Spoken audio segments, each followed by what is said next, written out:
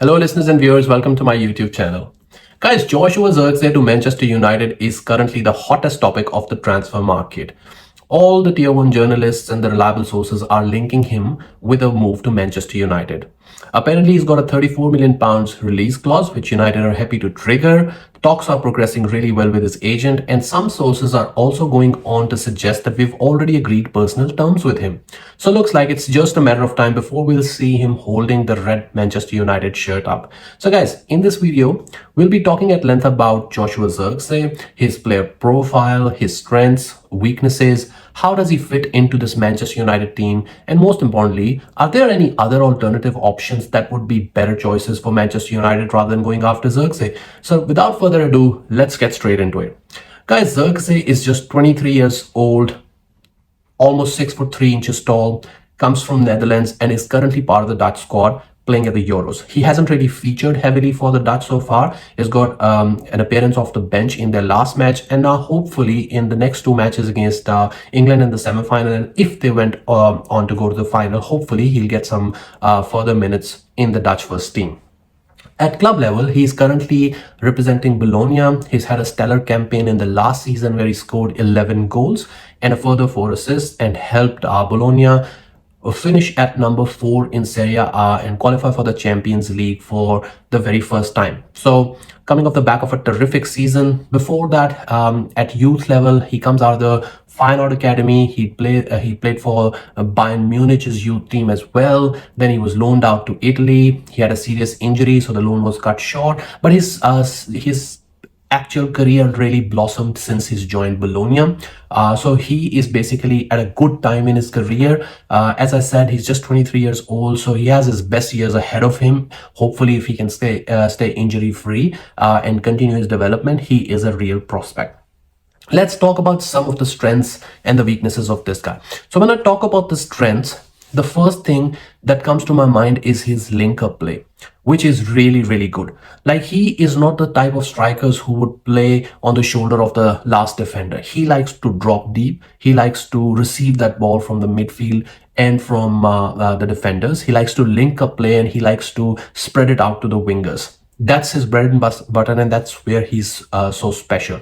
So the link-up play is one of his key strengths. Other than that, he's a very good dribbler. So he likes to receive the ball, and with his good first touch, he likes to turn the defenders, run at them, dribble past them, and he's really successful with his dribbling as well. Other than that, he is two-footed, so he's a very neat finisher. He can, finish with either feet, which is always great for a striker.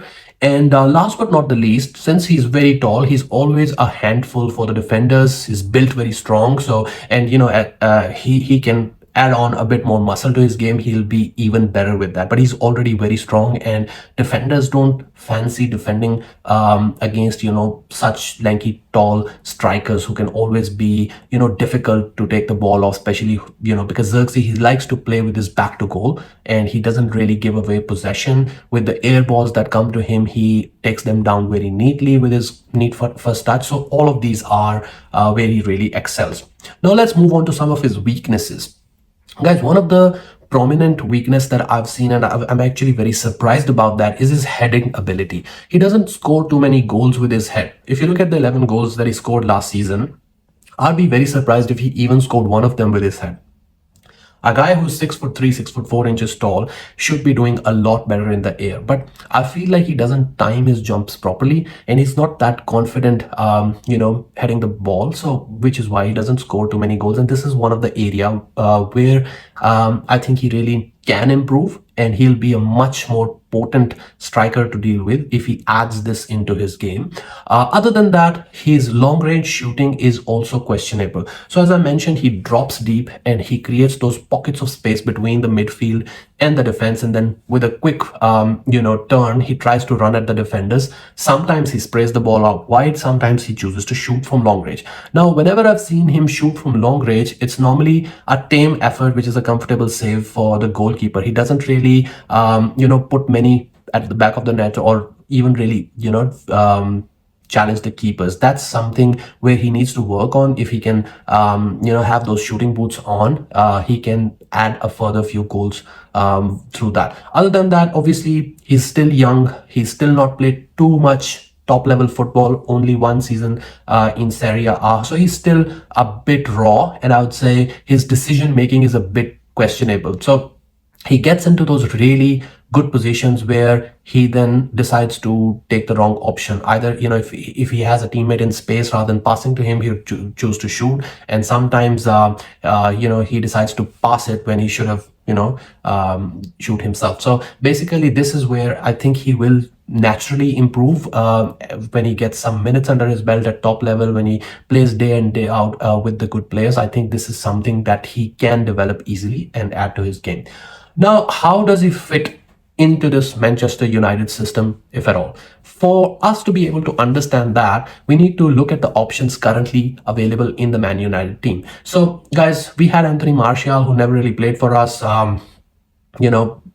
It's great that he's finally ended his contract, he's run out of it, and he's gone. I can't be happier about it. But now we're really short of strikers. We've got the option of Marcus Rashford, who's only a makeshift striker, in my opinion, because his strength is when he plays out on the left wing and cuts inside, because he can play, now don't be mistaken, he can play as a striker. He has played as a striker, but his positioning is not that of a number 9. Most of his goals are just made through sheer brilliance, running at defenders, shooting from long ranges. He's not sort of a goal poacher who's at the right place at the right time. He just doesn't have it in him because he's not a natural striker.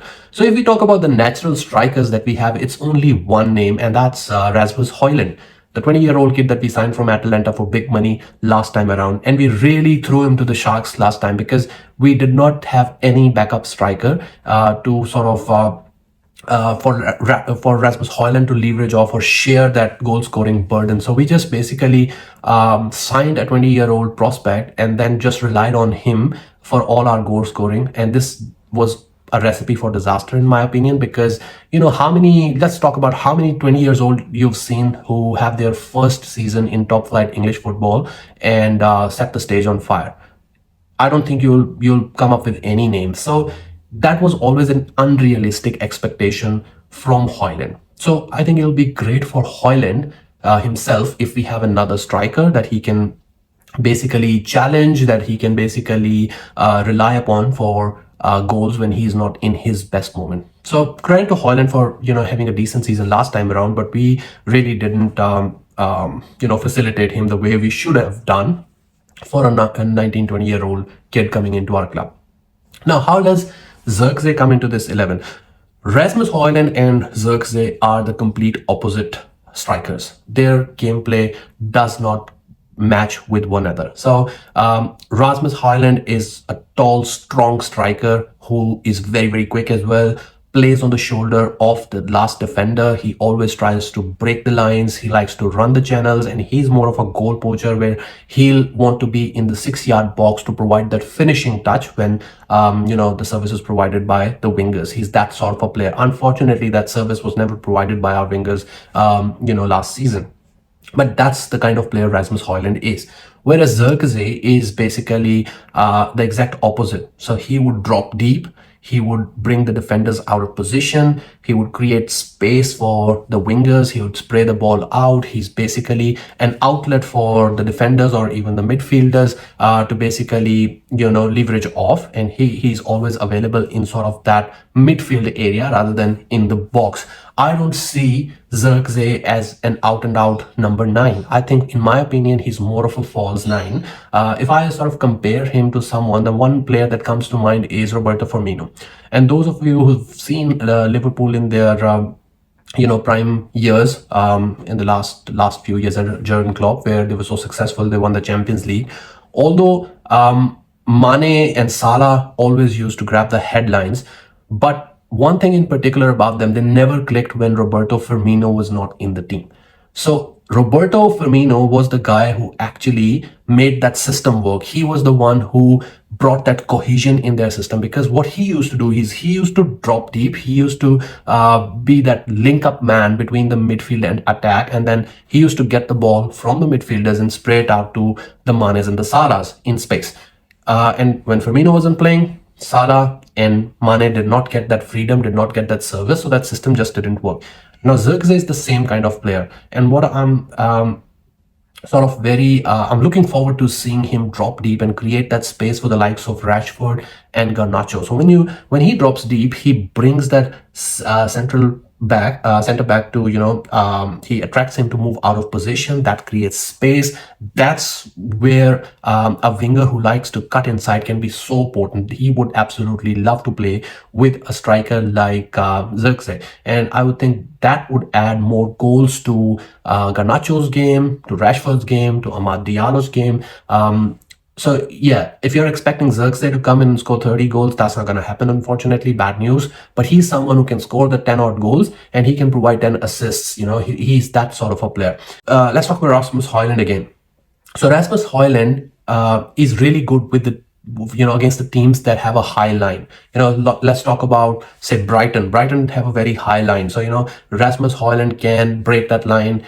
He can run into the channels. He can basically get straight through to the goal. That's the kind of player that he is. But what happens when you're playing against deep lying defenses? The more organized teams like, say, Burnley or Sheffield United, or those kind of stubborn defenses that sit back and refuse to be broken. That's where Zirkzee can come in, and he can be a better fit than Hojlund.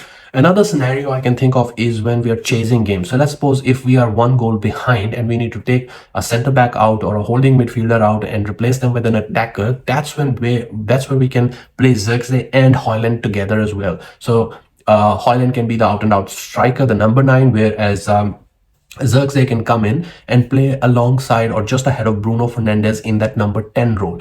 So yeah, Zirkzee can fit into the system. He brings something very, very unique, which we don't really have at the moment. He's versatile. He can play as a striker. He can play in that supporting striker or an attacking midfield role. He can also play out on the wings. So he's a good modern day footballer that can fit into our system in multiple ways. But yeah, if you expect that Rasmus Hojlund will just be rested for one fine day and Zirkzee can just come and replace him and we continue to play the same system, that's not going to happen. Every time we play one or the other, the system will have to change. That's going to be the challenge for United. Now let's look at some of the other options that are available in the market currently and see if we have any other option who's potentially better than Zirkzee, and Manchester United should look at them. So in the Premier League, let's suppose we've got Ivan Toney, who's a very, very good striker, Premier League proven, experienced. He's an option that we can definitely look for. But, then again, he is a proper number 9. He'll be a like-for-like replacement for Hojlund, and he won't come cheap. So I'm not sure how much Brentford are demanding for him, but safe to say that since he's scored so many Premier League goals over the years, Brentford won't be willing to accept anything less than 60-70 million. Whereas Zirkzee, on the other hand, would come in for half that price. So, and the other thing is that Ivan Toney is 27 years of age, whereas Zirkzee is 23. So Toney is someone who's already hit his peak, whereas Zirkzee has his best years ahead of him. So he can potentially get that experience, continue his development, and 2-3 years later, we can have someone at the top of his game who, if we can keep, and if he performs for us, happy days, we can potentially win some titles. If he wants to go, we can recoup a lot of money for him. Like, see if any other Premier League side has a young upcoming striker, how much money are they demanding? Like, it's ridiculous. You can see even Ferguson for Brighton. If they are to sell Ferguson, they'll be looking at almost 100 million. What if Aston Villa have to sell Watkins? That's going to be well over 100 million, I'm sure. So, with all these ridiculous sums of money for the strikers, just consider 34 million for a 23-year-old that many big clubs want. Apparently, Arsenal wanted him. AC Milan were heavily linked for him and almost signed him. So if such a player comes to us and turns out to be a success, we would be in a position to sell him for well over 100 million in 3 years' time to the likes of Real Madrid or any of the other big clubs if they come calling. So, and that's where the Ineos strategy comes in as well.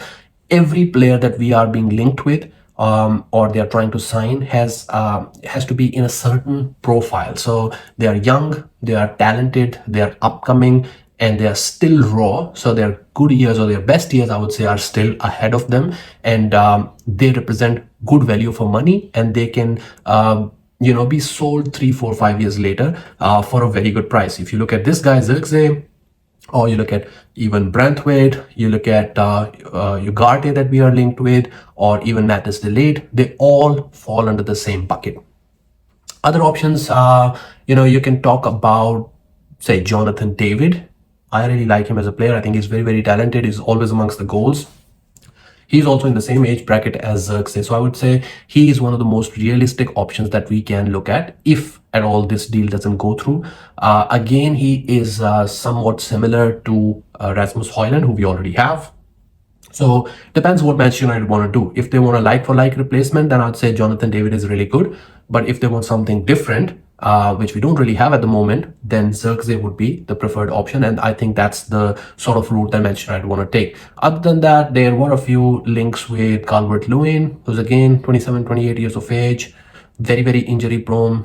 He's had some disastrous, last few years at Everton where he hardly played, 2 consecutive games. Always kept on getting injured. So I don't really want to consider him after the spell we've had for Anthony Martial. He's always injured. I like Martial as a player. He was good with the ball at his feet. He could play in multiple positions. Rah. But if you're not fit when the team needs you, and if you're never fit, then you're no good for me. So basically, with Zirkzee, I think he ticks most of the boxes, and for that price, the 34 million release clause that we have, I think that puts us in a great position. Even if he doesn't turn out to be the success that we're all hoping he would still go for almost the same amount of money, even if he is a failure. Because, as I said, he's still developing. So 3, 4 years later, he'll still be 26, 27. He'll still be at his peak.